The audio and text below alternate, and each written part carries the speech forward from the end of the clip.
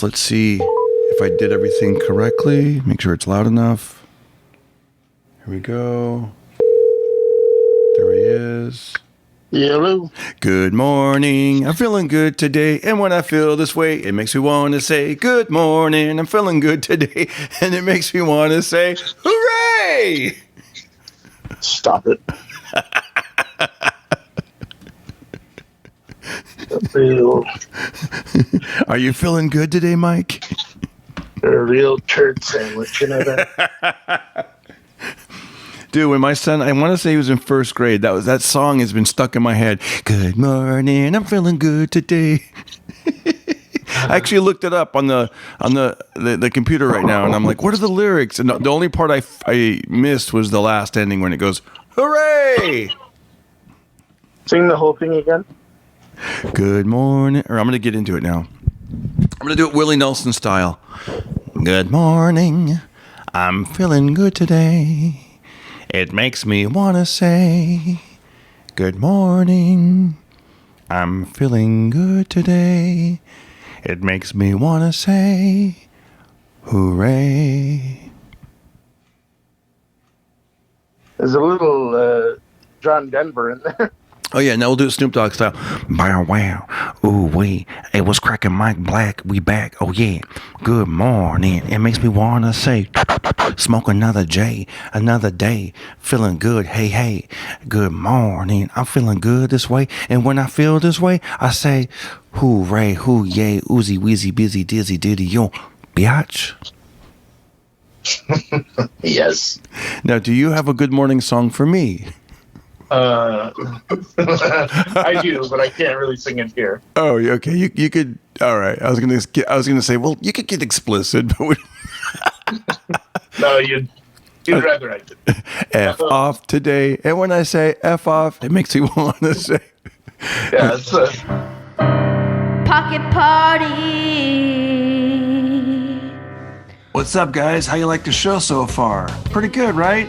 Kind of weird that I'm out here in the country with the chair next to me, but anyways, if you like this show and you want to help out, go to CAMEO. I do birthday shout-outs, anniversary shout-outs, or if you just want to do a donation, go to DarrenCarter.com, PayPal, or Venmo at Darren Carter Comic. Now let's get back to the show. Pocket Party.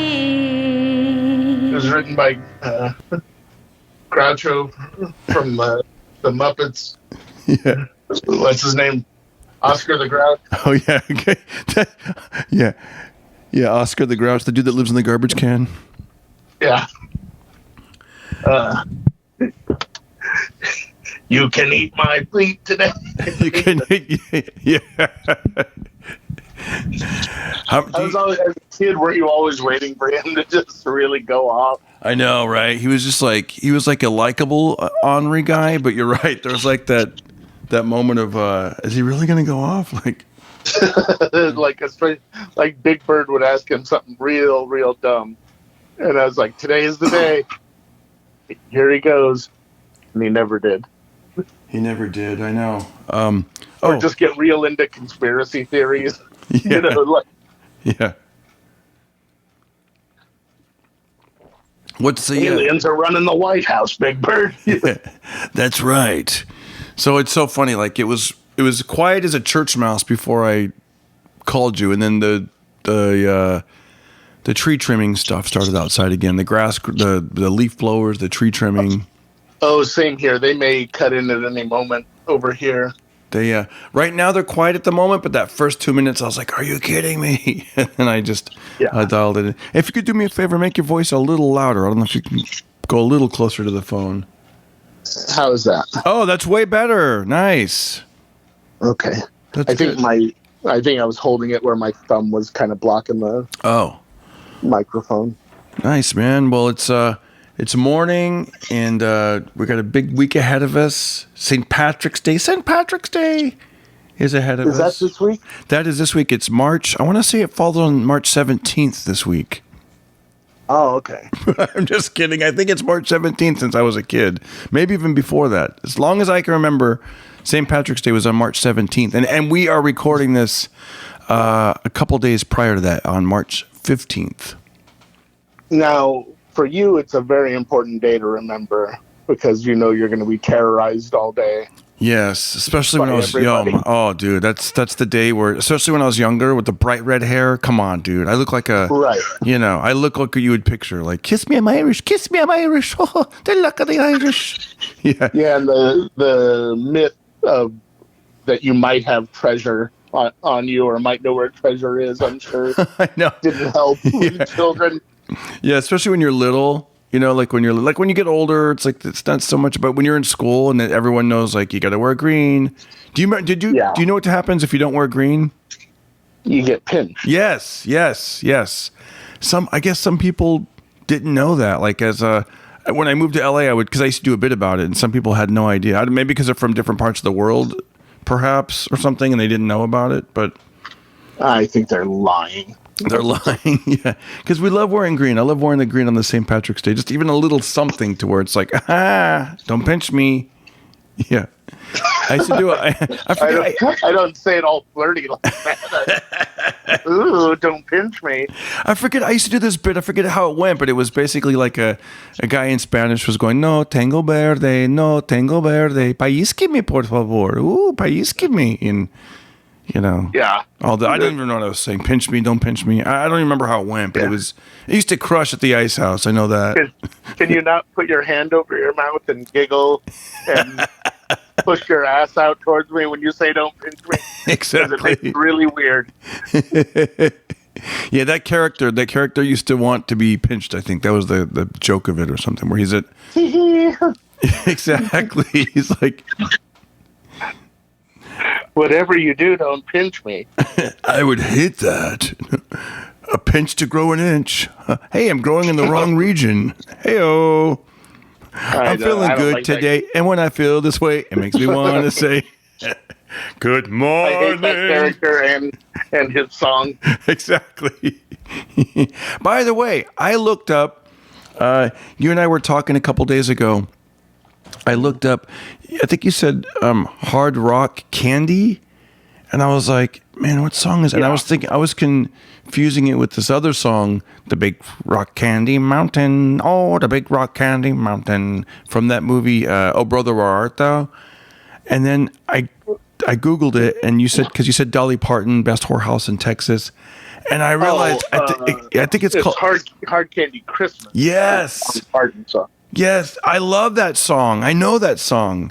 I thought you would. I was like, that seems surprising that he doesn't know that one. Yeah, I knew that. Yeah, because every Christmas I'll put on different playlists, and there was like one year I put on or maybe this year I put on like a 70s and 80s country Christmas channel, and I was surprised. Yeah. I was surprised. It'd be really weird if that didn't play on that channel. I know, right? It'd be really weird. It's like, it's one of those take me off your platform, But yeah, there was and I was like, I totally know that song, and I was surprised at how many songs from the 70s and 80s that were like country or whatever were just on regular radio back then. Like you wouldn't even realize that songs were country radio, but they were just in the regular top 40 mix. Not necessarily Christmas, but like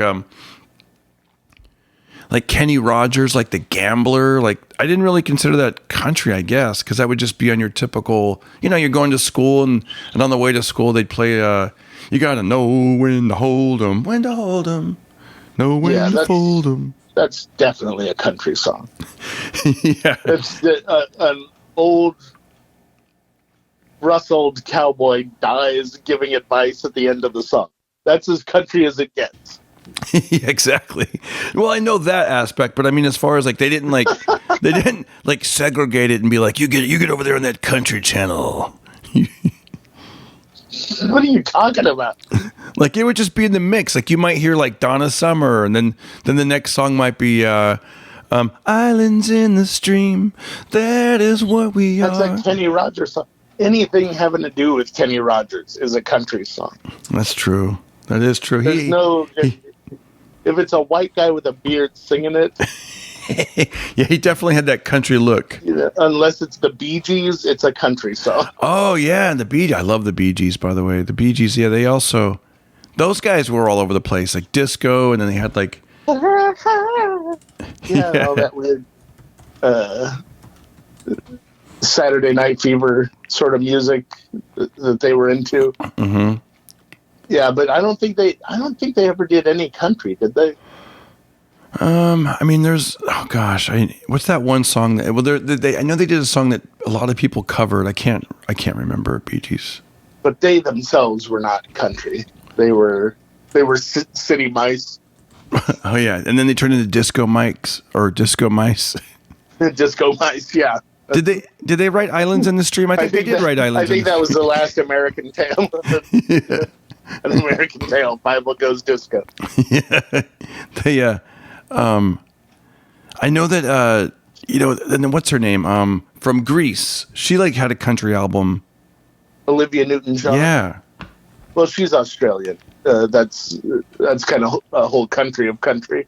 Yeah, that was that's true. They are from the South. They're Australia. Yeah.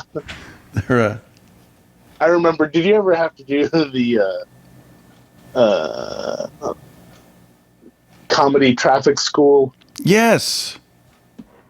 I remember the guy who taught mine telling a story about Australia where when they first started doing the traffic cam tickets, yeah, the people of Australia were like, I don't like it. And so they found the guy while he was installing it, and they're like, hey, are you still there? Yes, I'm still here. I put you on mute so I can block out those leaf blowers. But yes, I do hear you. Oh, okay. So he was like, "G'day, guy installing the camera," and the guy's like, "Oh, g'day.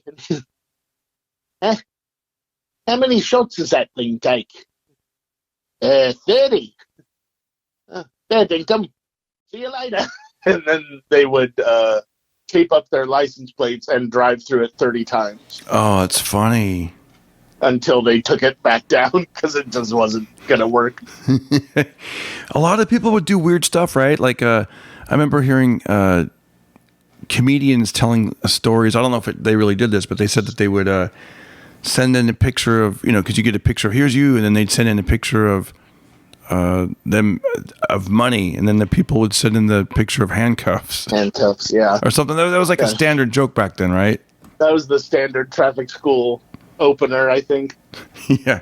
Hey, what are you in here for? Well, I was doing 69 and a 35, if you know what I mean. I always got the same guy, no matter where I signed up for it, and he was always like, this was back when you had to go. When you had to show up to traffic school. Yep. You couldn't do it online. And he was always pitting real bad. He'd wear a full button shirt and tie to teach it.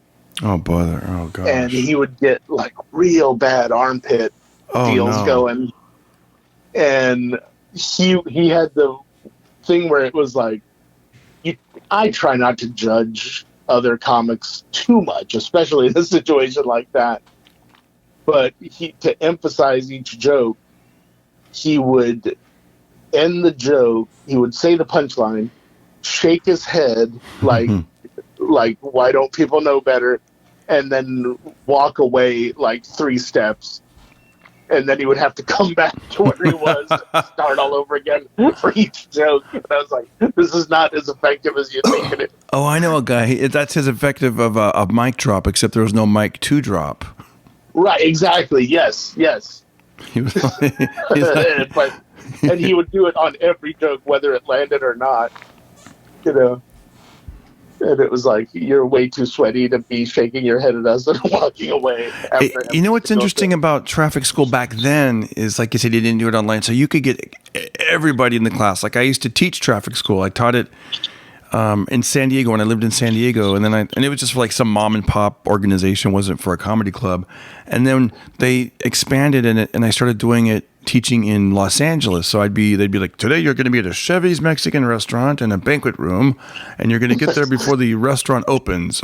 And then next week, you're going to be teaching in Glendale at a Moose Lodge, And then the next, you just never knew where you were going to be. But it was really cool, especially when I first moved to LA, because I'm seeing all parts of the city that I never would have gone to. Like, I got to go to like, La Cañada and just different, like these cool restaurants or, just crazy. I love that you say, I got to go to La Cañada. Yeah. I mean, because that is definitely the first time anyone's ever said that. I got to go to Pacoima and I got to go to, where else did I get to go to? I got to go to not Corona. Maybe it was Corona. It was way out there. I know that.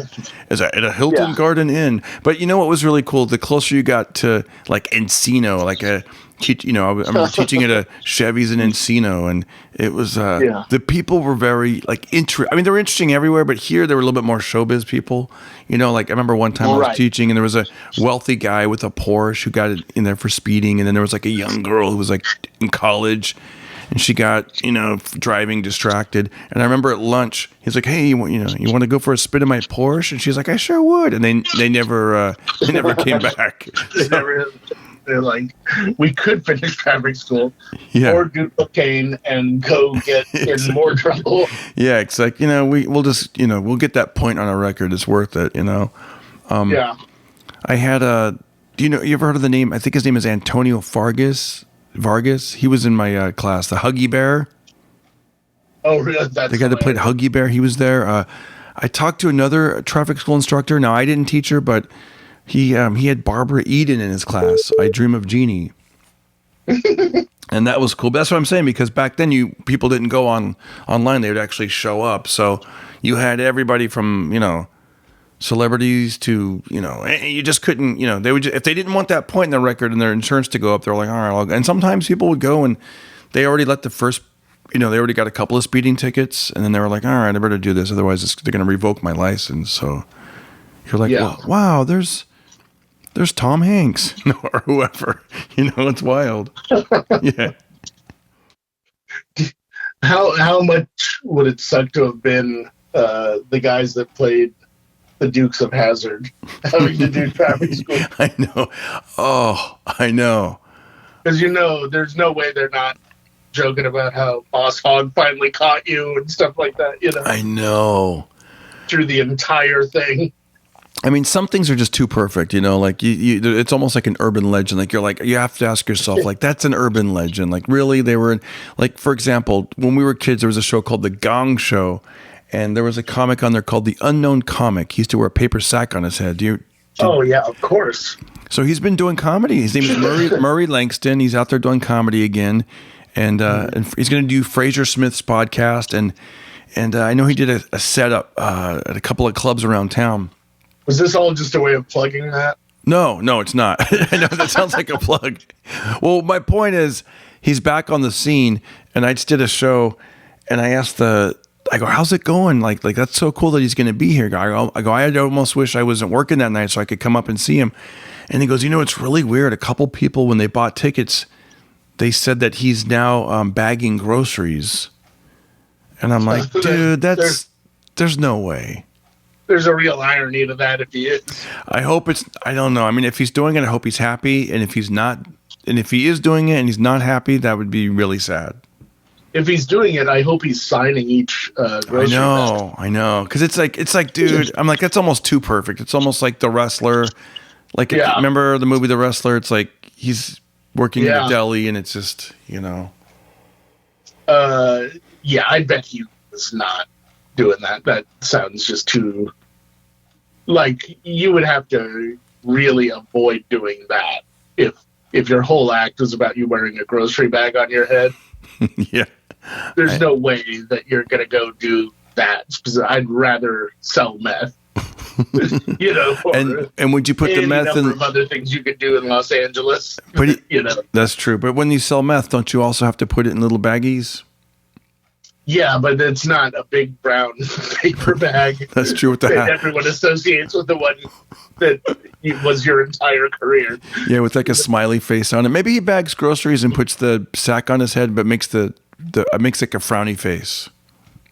Probably. it'd be great if it was the exact same bag that he started with. Oh, God, from 1977. Wrinkly and messed up.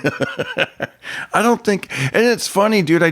Why is there a Band-Aid on it? That doesn't make sense. I asked the comic who, one of the comics on the show, he was like looking at it super logistically. He's like, dude, he goes, it's hard, man. He goes, this guy has to like walk up to the stage through the crowd with a sack on his head and has to step up on the stage. And there's just those little slits where he can look out and you don't have any peripheral vision. He's like, man, my hat goes off to him, man. Like that's something you don't think of when you're a kid and you're just laughing at him or in the audience. But as a performer, you know, like how do you to walk around with a sack on your head?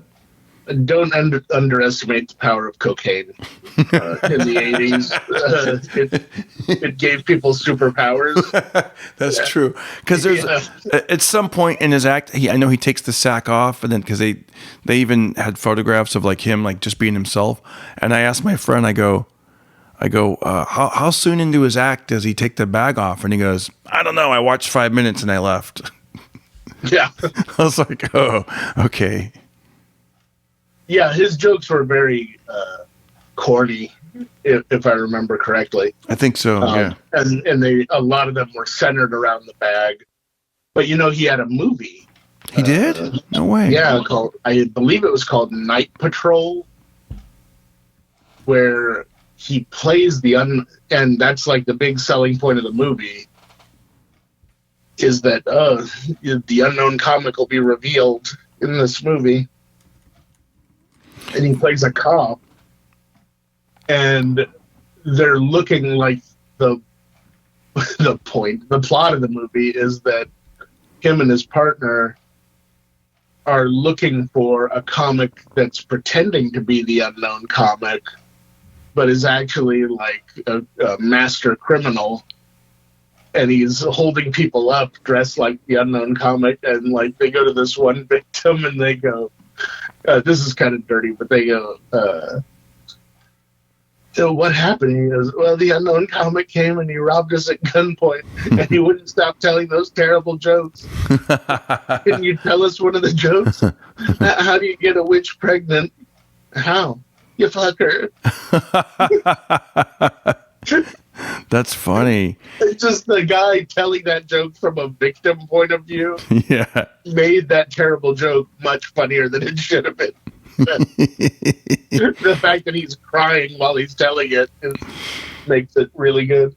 Oh yeah. Yeah, that's so funny because you're right. He did what we would consider like groaners, where it's like, and then one after another. And then I remember around, I don't know, like the early 2000s, there was another comic from the 70s that was grooming like a younger comic to do like a punk rock version of the unknown comic. Like they had a paper sack and they put like a mohawk on it, and like I think I want to say like a piercing where the nose would be, and they were trying to like update all those kind of like jokes. Wait, so someone else was like that had nothing to do with the unknown comic? I think I think the 70s comic was a writer for the unknown comic, so he was kind of like, hey, I'm a writer and I wrote a lot of the jokes and we're going to branch off. And I'm recasting the unknown comic.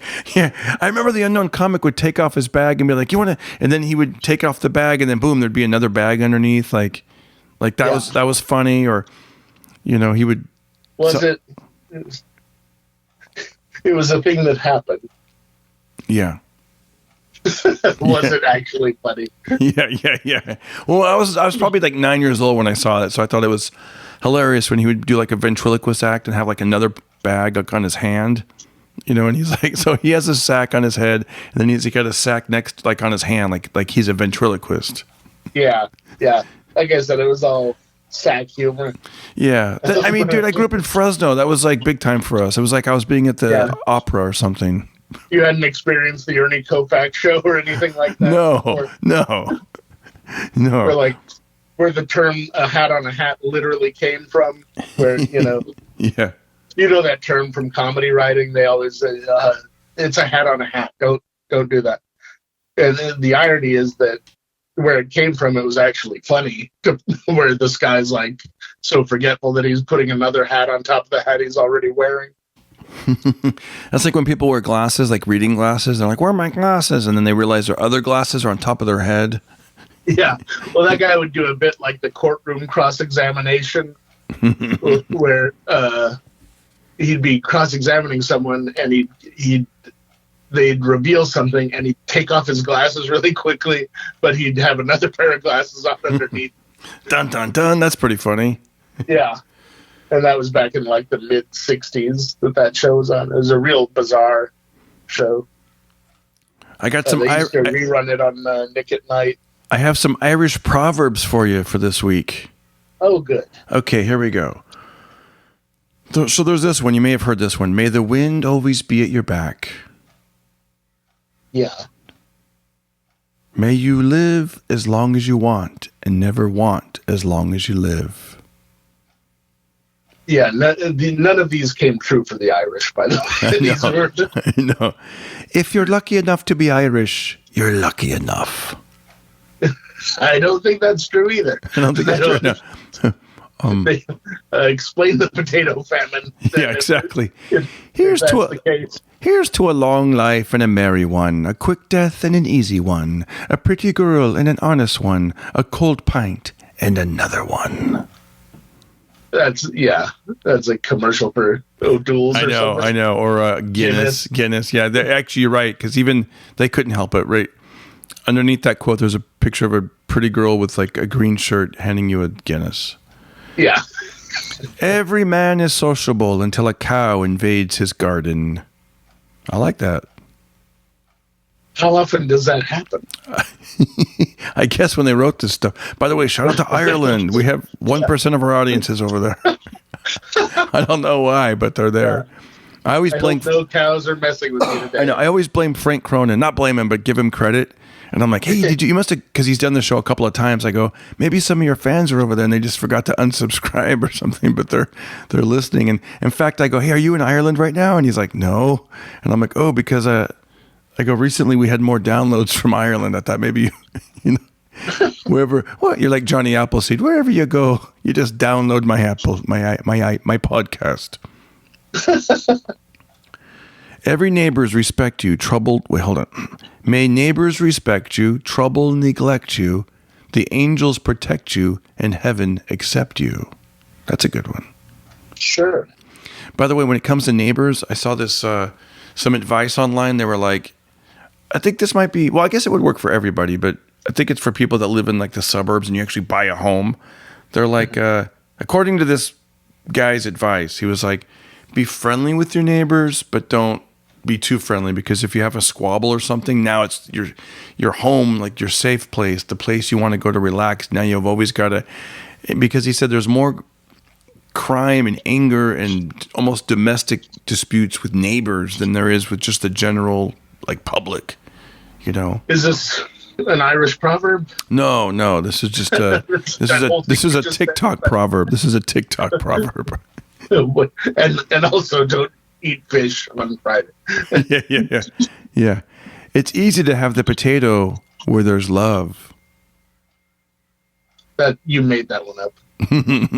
Oh, I've heard this one. I complained that I had no shoes until I met a man who had no feet. Because the IRA blew up his house. Ooh, I know. Yeah. Oh, by the way, did you see Belfast? Speaking of Ireland. No. It's a really good movie. It's up for Best Picture right now. Kenneth Branagh directed it, but it's very, very good. It's worth seeing. Oh, Belfast! I think I got that. Is that the one that that SAG will send us out, like those DVDs? Yeah. SAG sent it for sure. It's a black and white movie. Oh wow! Oh, okay, cool. I didn't mean to derail these awesome. No, I thought Irish proverbs. I shut down the Irish proverbs. I'm like, okay, let's change the topic. But there was one. I forget how one, but it was like, may you get to the gates of heaven an hour before the devil realizes that you died. That was when the devil knows you're dead. Yeah. Yeah. That's the one for criminals. That's the one for the criminal Irish proverbs. Yeah, the one that they save for right before you commit a bank robbery. It's, you know. I got a joke for you. So this girl, it's prom night, and this girl's like, hold on, let me start over. So the day after prom, I know it's so weird. I have headphones on. I'm hearing my own voice way too loud, but okay. So it's the day after prom. This girl, her and her friends are at the beach. She calls home to her mom, and she's like, oh no, she texts her mom. See, that's why I hate jokes. Okay, hold on. I'm getting all the facts wrong. You might have gotten into the wrong profession. I know. I like telling stories. I like doing impressions. I don't like repeating these street jokes, but I'm going to do this one because when I heard it, I thought it was funny. Girl. Okay, hold on. Day after prom, her and her friends are at the beach. She texts home to her mother, Mom, I have gum in my hair. And her mom says, don't worry about it. A lot of times when you're with a guy, you know, you'll be doing your thing and he won't want to do it in your mouth, so he'll go for your chest. He'll accidentally miss and get it all over your hair. And she goes, just get in the ocean. The cum will come right out. Don't worry about it. And then the daughter writes back, Mom, thanks for the advice, but I meant to spell gum. That's Jesus. I know. I know. That joke doesn't fit on this podcast. What am I doing? That's not a good joke. It is raunchy in the middle and then innocent at the end. I meant to say gum, not I know, dude. Yeah, it's the opposite of a joke structure, you know. Yeah, it was funnier when I first heard it like 3 weeks ago and I meant to tell you. And now I'm like misremembering things. Like, oh, God. Okay, this is a Buddy Hackett joke, so forgive me, audience, for telling someone else, but this is a better example. Please do. Where it's prom night, and this girl and her boyfriend, all the hotels are booked because it's prom, and he didn't think ahead. And so he's like, well, let me at least walk you home. And they walk past the graveyard, and it's a full moon. It's beautiful out. And she goes, well, you know what? Why don't we? No one's going to bother us in the graveyard. Let's go there. And he goes, okay. And so they do their business. He takes her back home. Everything went fine. It was a really nice night. The next day she wakes up and her back is just killing her. And, you know, she's 18. She's never had back pain before of any kind. And so she's like, I have to go to the doctor. You know, she's like, maybe something bit me while I was there. Maybe it's an infection or something, but I can't figure it out. But it was all she could do to get out of bed and, you know, drive to the doctor and wait there. And so she goes, Doctor, I'm so sorry. I'm in agonizing pain. And she's kind of embarrassed. She doesn't want to really. He's like, he's going to ask me questions about what happened and if I use protection, and he's going to give me all the spiel about herpes and gonorrhea and all that sort of stuff. And, and this doctor's like a friend of our family, and I know they're not supposed to talk, but the doctors talk to each other and nurses are going to talk and everything. Doctor comes in and he goes, Jody, it's good to see you. And she, Hi, Dr. Mathis. How are you? And he goes, I'm fine. How are your folks doing? Oh, they're good. Okay, the nurse already checked you out and took some photos for me. Let's see what we got here. Jody, how old are you now? I'm 18, doctor. Oh, okay. That's interesting because your ass says you died in 1976.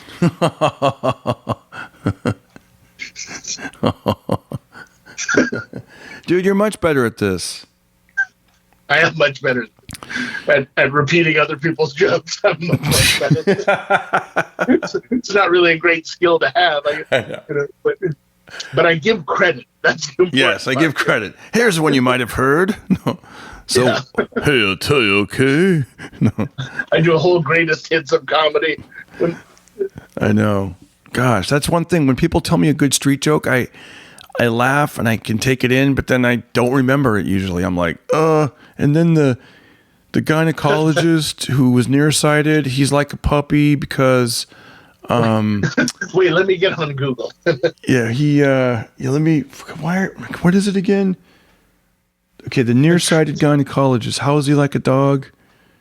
I'll tell you the trick. Yeah. Remember the basic, like, what's the setup and what's the punch? Just remember those two things. Like, what details are important for the punchline to make sense. And once you've got those locked in, then you make it your own. You add your own details, like the whole thing about, I made up all the stuff about her being nervous that the doctor knows her family and all that stuff while I was telling it. And that gives you time to think to make sure that you've got all the details. Like you told that story about the dog, the talking dog, and then right. And it's funny. That one is tailor made to do that with. To like, you just fill it with your own details, and it makes it. The more you build it up, the better it is, and that's true of most stories, really. It makes them sound more important, and it makes the people listening to them feel more invested. And so when it pays off, they feel like they've been on a journey. Yep. Unless the joke sucks, then you just wasted 5 minutes of the time. A lot of my time. You're like, where's my paper bag? I'm going to put that on my head. Goodbye, folks. Yeah. Yeah. Damn. Or you have to smash a watermelon or something like that too. Yeah. By the way, I talked to him. You know what's funny, Gallagher? I talked to him twice, and both times he gave, I thought, great information. Like I've never had too much interaction with him. Yeah. The actual Gallagher? Or his brother, I know, huh? Yeah, I think it was actually him. Or literally his evil twin. I know, right? Gallagher and Gallagher 2. Yeah. Right? They even had a lawsuit, I think, against each other or something, right? Of course they did. Like there was. Can you imagine how pissed you'd be if your brother stole your entire act and was going around town doing it? Oh man, I know, and that's different, right? Like there's, when I guess it goes deeper when it's like your own brother. It's like, dude. Yeah, I'm livid when another comic does a joke that's really similar to one of my jokes, let alone someone doing your entire act.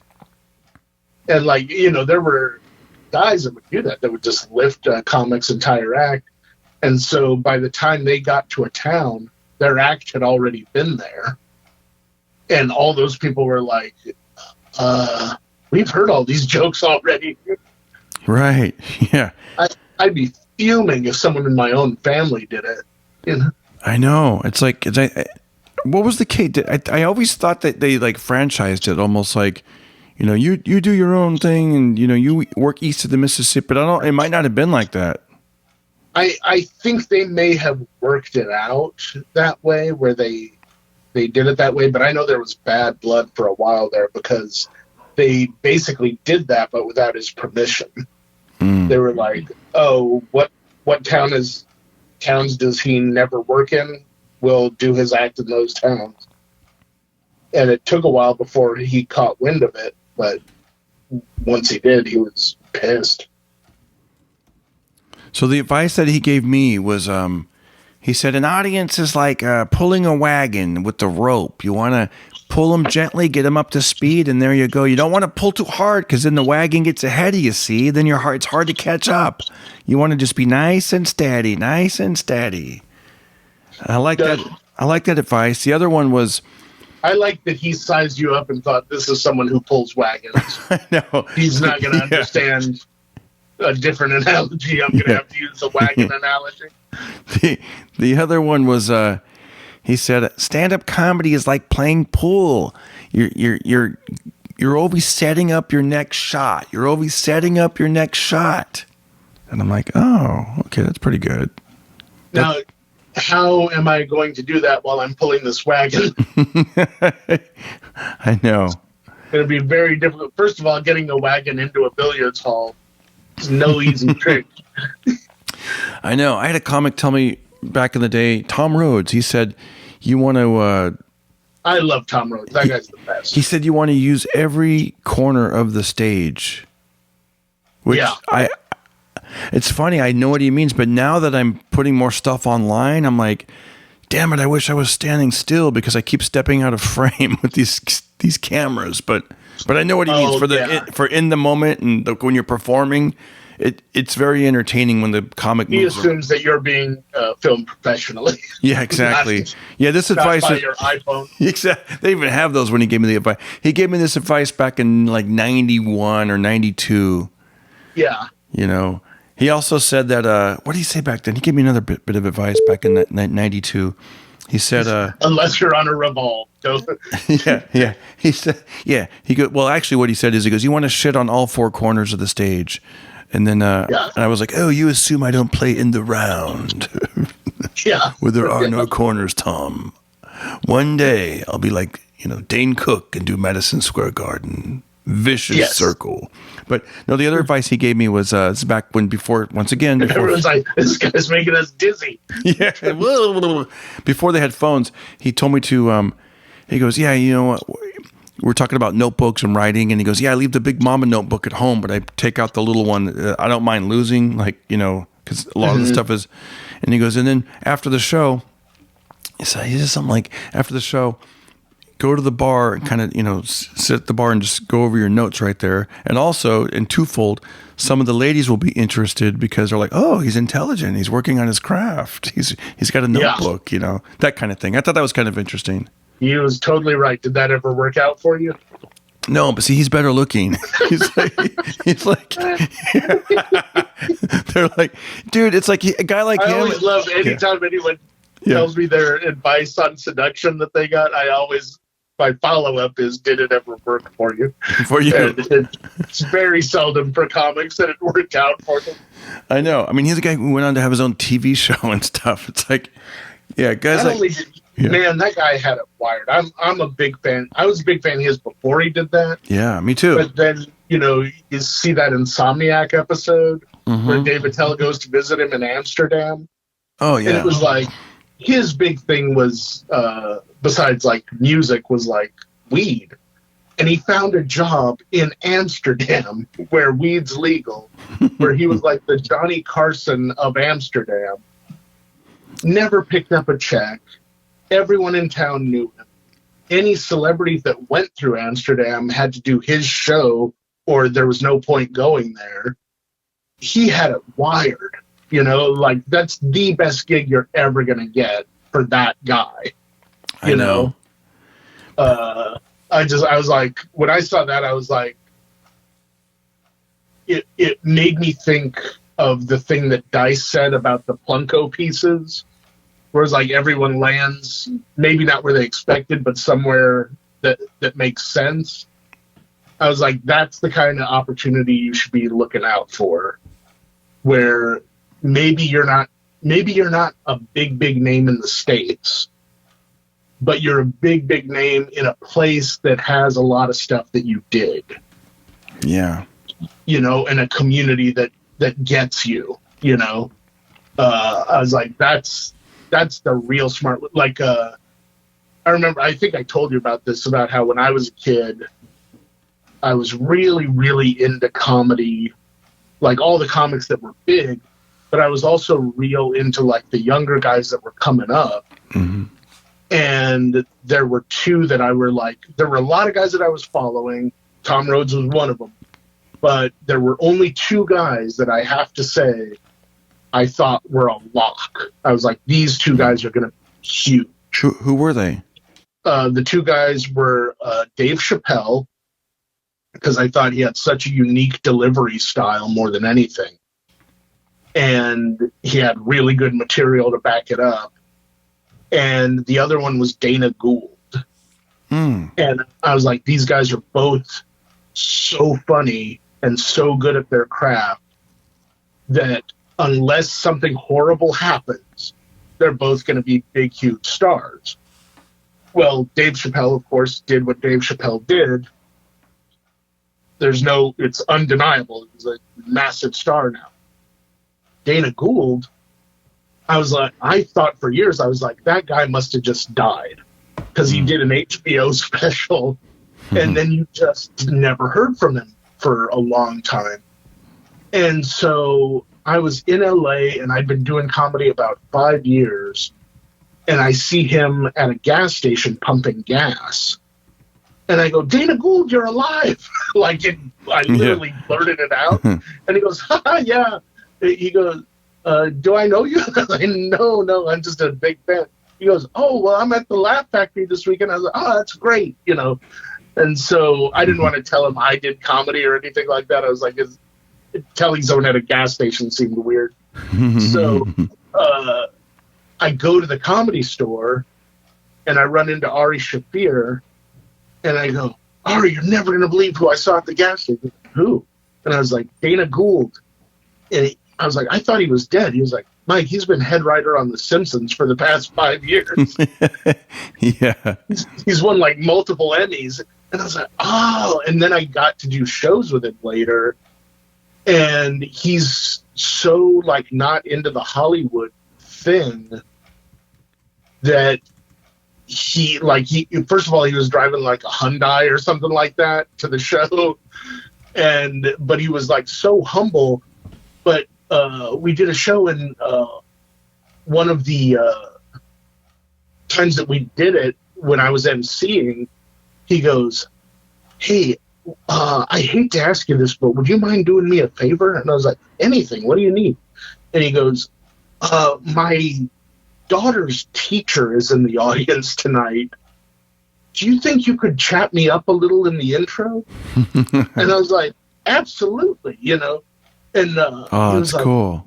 And he was like, I don't know what you could brag about. He goes, I did an HBO special a long time ago. And I'm like, oh, I know. I was like, how about the Emmys that you won on The Simpsons? He was like, oh, yeah, that would be good. It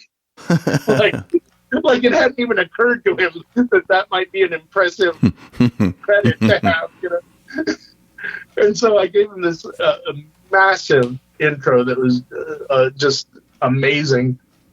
And I got off stage, and this other comic, I can't even remember who it was, they go, wow, you really screwed him. And I was like, what do you mean? Who's going to live up to that intro? And I was like, oh, man. But it went great. And, of course, the teacher loved it, and he just crushed. But I always think it's funny how, even on people that you're like, this guy's a sure thing, maybe they are, but in a way that you don't expect, And Bill Murray had that thing that he said, I think it was on Tom Schneider, where he goes, people tell me all the time, I want to be rich and famous.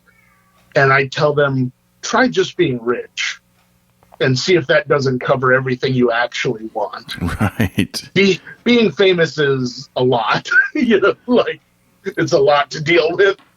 Totally. And Dana Gould kind of cracked the code where he's like, if I'm writing on this hit show, I get all the benefits of being famous without actually having to be famous.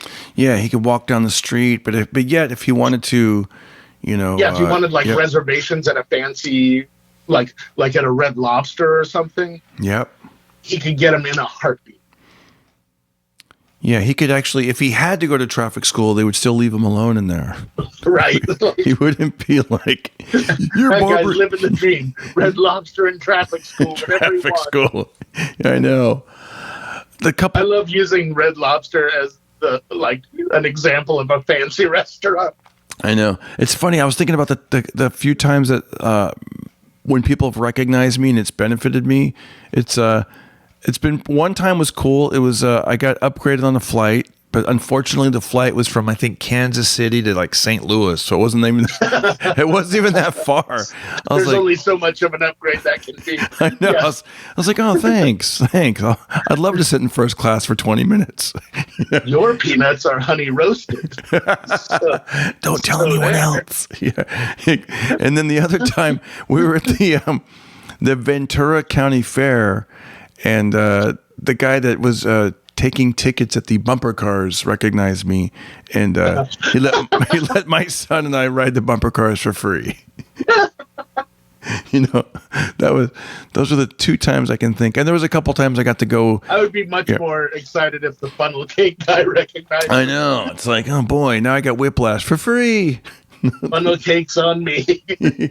Yeah, and then the other time, my comedy career paid off. This is great. I know, with trust, and that's the one that my wife witnessed. And she wasn't very impressed.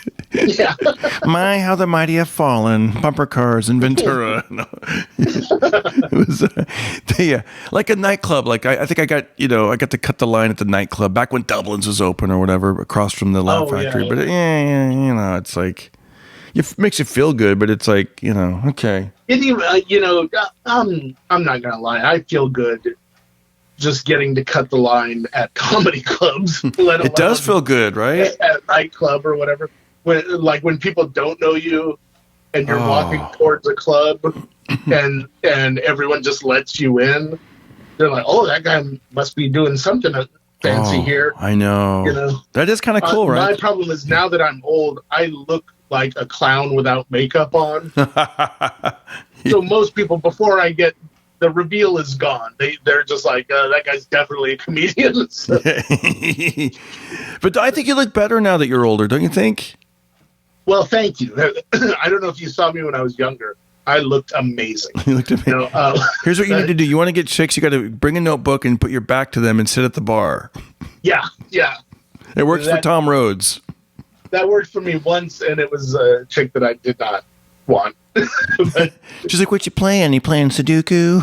No. Yeah, it was just 1,000 questions, and I was like, I don't want to answer all of these. Yeah, all those things, those advice that guys give each other. This is like being on Barbara Walters for free.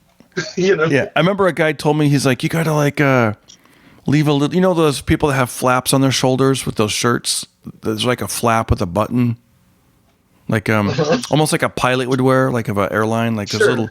He said you got to leave one of them undone, and then he said women just naturally want to fix things, so they'll start touching you and button your buttons. But and then you point at them and go, "Don't try to fix me." Yeah, exactly. But these are also dudes saying this that are like 25. You know what I mean? Like it probably doesn't work when it's Yeah.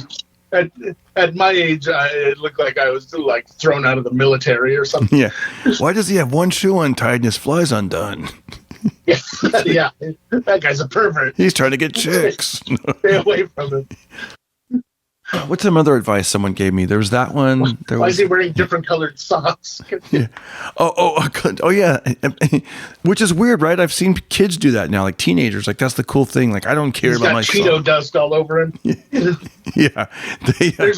What they need. What the guys should tell you is there is a limit of how much fixing they're willing to do. Yeah. They when I was in Texas recently, this guy was saying that he would get a lot of girls' phone numbers by playing with a Rubik's Cube at the bar.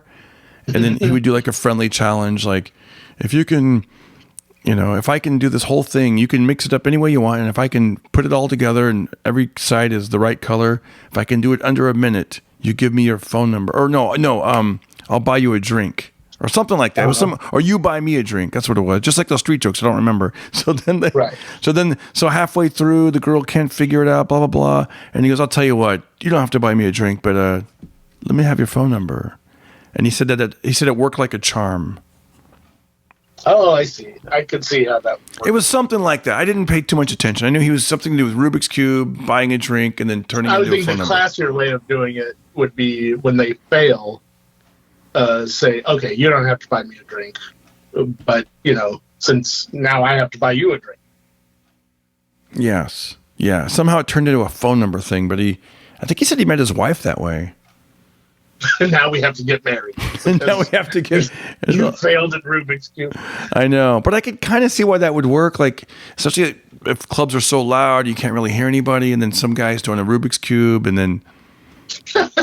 I don't know, man. None of that shit works unless you're like George Clooney, or Tom Rhodes or somebody. Like those guys can do anything. I like to take chess, and my friend and I, Mike Black, we play chess in the corner of the nightclub. Yeah, that would not work because girls would see that and they'd go, "Oh, they want to be left alone." Exactly. Like, those guys are really concentrating on that chess game. No, we clear the dance floor, and then we have a table on the dance floor, and we play. Yeah. We play Connect Four. Yeah. And chess. I don't know. Yeah, I don't know. Any of this stuff is like, you know. I don't see chess as being even remotely erotic. Yeah, You know, or so, even flirtatious or nothing. It's just like people are. Honestly, there people are usually repelled by chess. Like I've put up jokes about chess and videos about chess, and those are my least liked videos, my least liked jokes. Yeah, if there's a slam timer in the game, you're probably not getting laid. Yeah. Slam timer. You know? Yeah, we're doing it for speed. You know.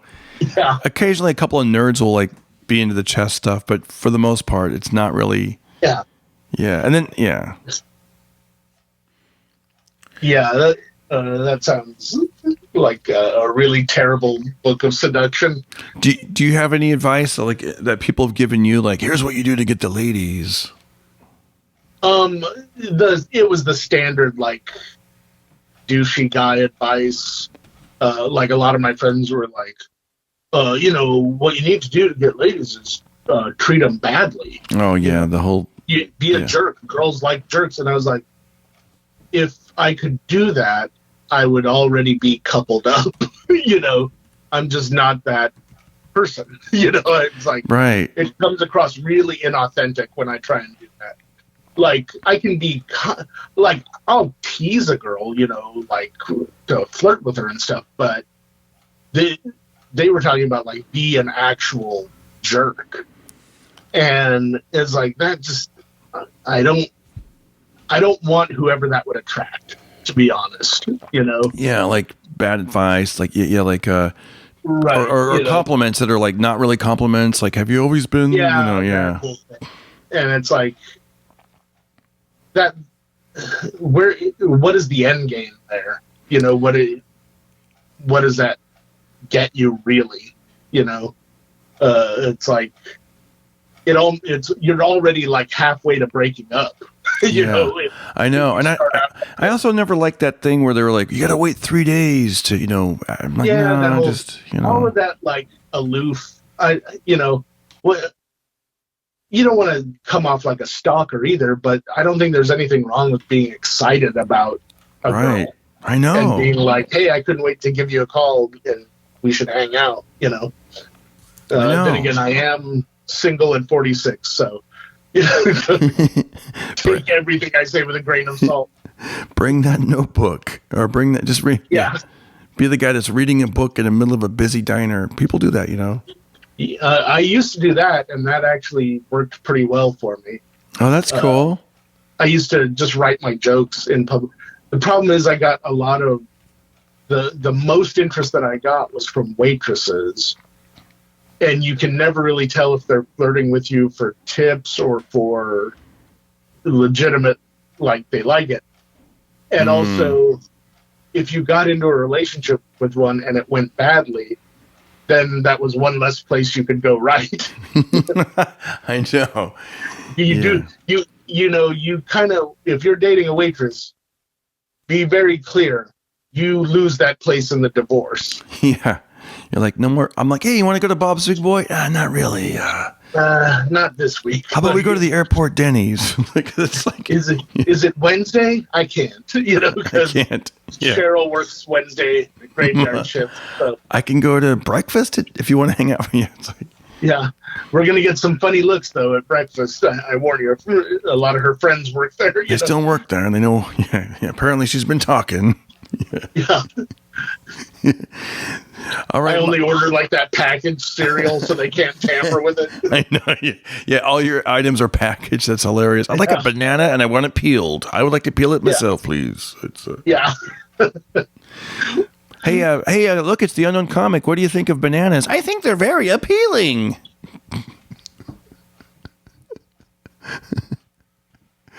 I don't know why you do it to yourself. I don't know. Just let alone to me. I take the time to come on your show. And wait, let me put this paper sack on. I showered and shaved. Yeah. I know, dude. Don't tell a horrible joke like that. I know. And then there was a daughter, and she called her mom. No, wait, she texted her mom. Let me start over. I've got gum, and I've got... Yeah. Dude, hey, listen, man, it was great having you on. Thanks again. And next week, I'm gonna go on a little vacation, so I'm gonna be calling you, and I'd love to have you back on next week, and it'll be fun. Okay, where are you going? I'm gonna go up. We're gonna go to the farm. I'm gonna take a little break from the big city, and it's spring break, so I'll be back up in wide open country, and it'll be interesting. I'll be back to my old ways of doing a podcast and then driving to the local town to upload it at the Starbucks. Oh, I thought you were in the farm right now. No, I'm in Burbank. I'm in beautiful downtown Burbank, and tonight I'm doing a show at a Persian restaurant in Irvine. I did a late night TV show for like some kind of Persian channel or something. It's English speaking. And then 6 months later, they messaged me and they go, "Hey, would you like to do comedy at our kebab and hookah lounge?" And I said, "Sure, let's do it."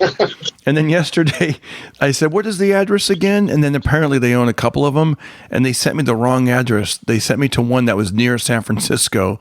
And I'm like, "Oh, wow." I'm like, "Wait a second, I think that's the wrong address." And sure enough, they're like, "Oh, I'm sorry, it's in Irvine." So I'm like, "Thank you," because there's no way I'm driving 7 hours to go, for the amount of money they're paying to go to a kebab and hookah lounge, but yeah, I'm doing that. And then I think I'm doing the Laugh Factory and a few other things. And then I'm going to take a few days, go up to the farm, and that'll be great. Then I'm doing something with Paul Rodriguez again. I'm doing nice. Some shows with Paul. So we'll see how all this good. It's nice. It's a good balance. I feel like stand-up's coming back. Things are opening up, and, yeah, let's hope so.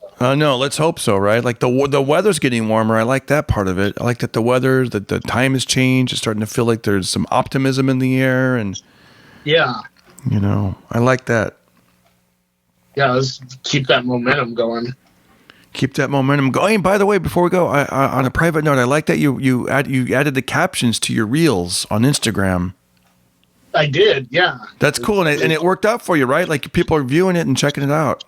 Yeah, I think it really helps a lot. And also they started doing this weird thing on Instagram where if you share someone else's story, it mutes it, so that you literally have to click on it and play it to hear the sound.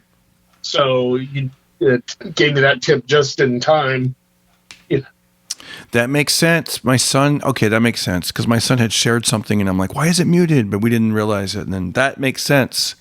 I think that's just the standard thing now. I don't like it at all. I liked having that little audio preview of whatever it was first.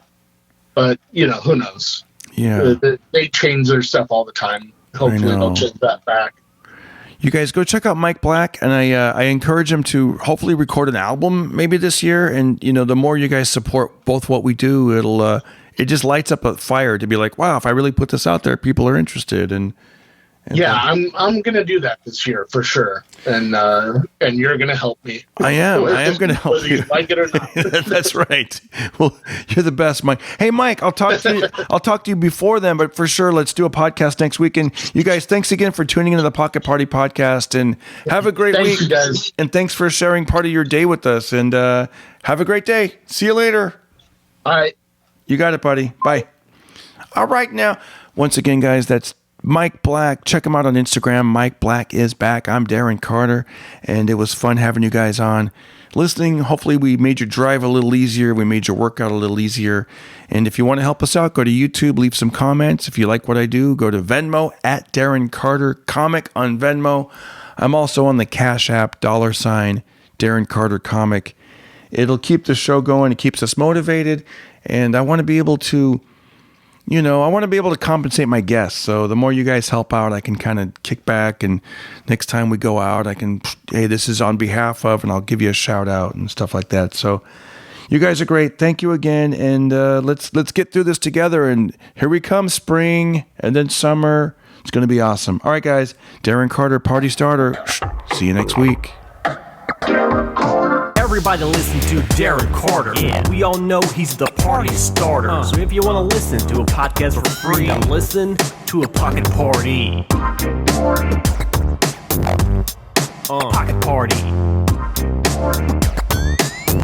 Durham.